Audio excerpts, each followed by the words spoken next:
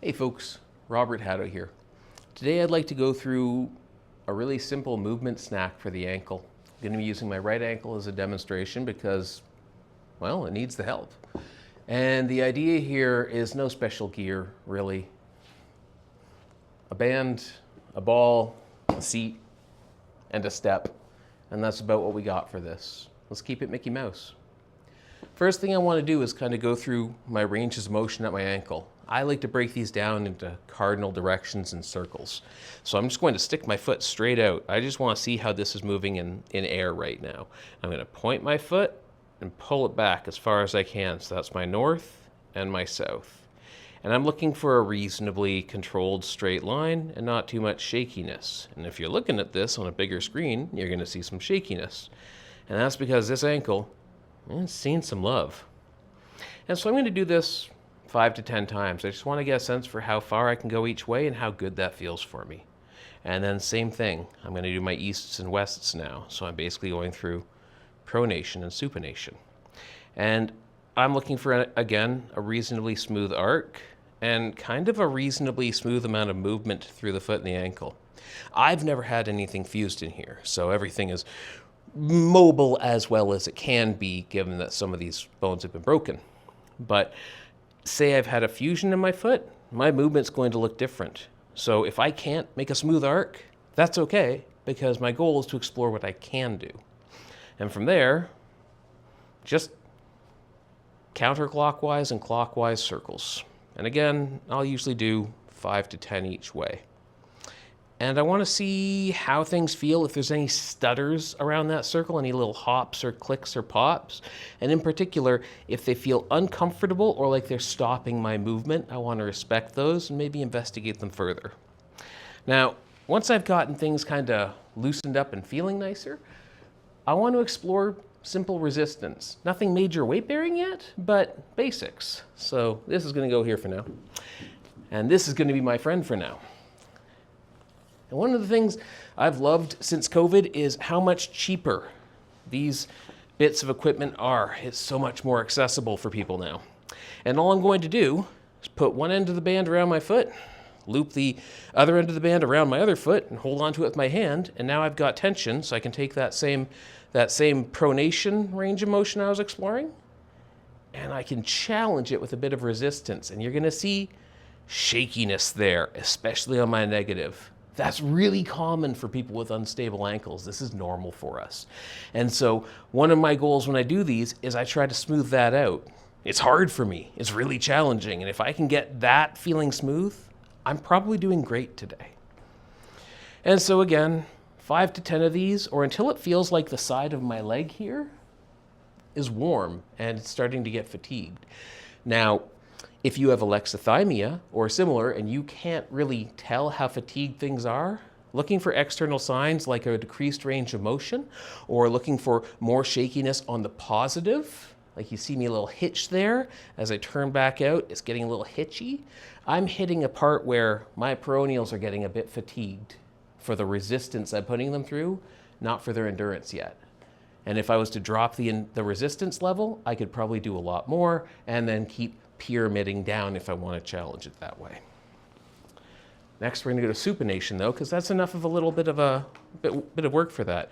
And I'm going to take that band on that same foot, push my other foot, so I'm crossed, assuming I can cross my legs, and I'm going to turn in against this. Now, the further my foot is sideways, the more of a directly across pull I get. The further my foot is up, the more it's kind of pulling up towards me. So I can kind of change how I'm pulling based on what feels good and proper for me. The idea with movement snacks here is it's as much about exercise as it is about exploration. We want both, and we want to respect both. So again, I'll do 5 to 10 of these, maybe more. And you're going to notice this one's really shaky. And this is the ankle that I've broken in inversion as well as eversion. Sorry, eversion as well as inversion. I'm a professional. And so this one's really shaky with my inversion exercises because the posterior tibial group has been shredded a little. And same thing, getting a little bit of that warm burn in there, and that's a good sign. Now, dorsiflexion, one of the most challenging. Cheat. Band goes away, either foot or ground comes out. Foot, I can push my foot against my other foot and just pull against that. I personally hate doing it this way because I find I don't have enough sensitivity in my pushing leg to really match my pulling leg. But one of the things I will do is I'll sit on the edge of my seat, I'll push my leg into the floor. You probably want to wear a shoe doing this. If you're hypermobile, your heel will get sore pushing on a hard surface. And I'm going to push down and I'm going to pull up. You can see how that muscle is kind of going off there.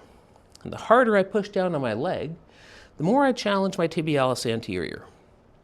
And this is a nice one because it kind of starts duplicating that downhill walking feeling. And I tend to get punished pretty bad by that. So this is a useful exercise for me to mess with. Same thing again, I don't know, somewhere between 5 and 15 reps maybe, whatever feels right for you.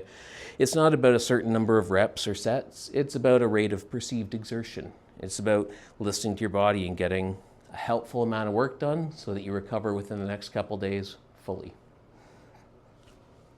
And that's getting kind of achy already.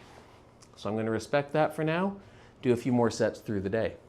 So that's kind of my simple cardinal direction resistance. And now I usually like to put that together. Oh, forgot the calf. That's the step. So stand on the edge of a step. I don't know, use your porch step or a basement step or one in your neighborhood or something. Stairs are easy to come by. Practically ubiquitous. Okay, so I'm on the edge of my block here. And what I want to do is let my feet fall back as much as I can while I'm nice and stabilized and supported, and lift. And you're probably going to notice that as I lift, it's going to look like my heels turn in a little bit or my ankles turn out, kind of like this. And that's really common with people with hypermobility issues or a history of ankle sprains. And one of the things we can do is, if I'm having difficulty controlling that, ball. I'm going to do the exact same thing. And again, I like having the negative, so I use the edge of a step. You can do this on the flat floor.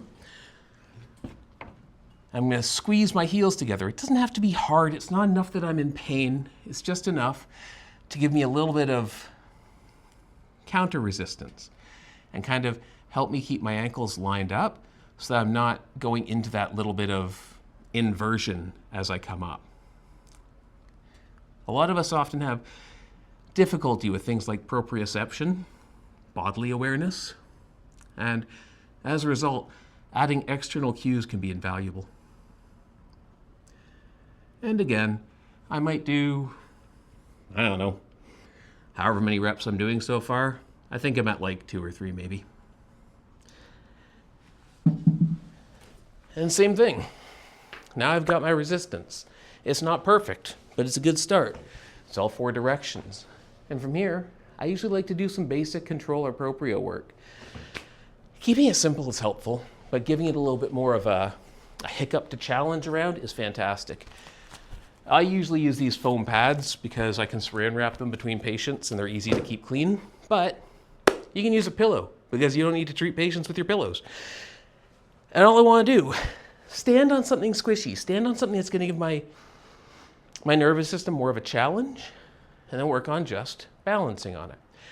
And I just want to see if I can keep that stable. There's no fancy stuff, no movement yet. And today is actually a really good day for that for me. And back down, and I might do 5 to 10 second sets. 2, 3, 4, 5, 6, 7, 8, 9, 10. It's weird having a body part where you don't know if you can trust it. Even weirder when you have a bunch of them. Same thing. And from here, as I start getting better at that, feeling better, I might work on step outs. He says falling horribly. And this might be my limit today. Movement with control. I don't know if I'll be going to ballistics. If I can't pass this, ballistics are no bueno. So today my movement snack is going to be sticking with resistance, foam pad proprio, maybe some basic hops as I progress through, But that's it. Simple movement snack, more explanation than exercise. Should usually take you less than 5 to 10 minutes total. Thanks kindly. Hope you have a great rest of your day.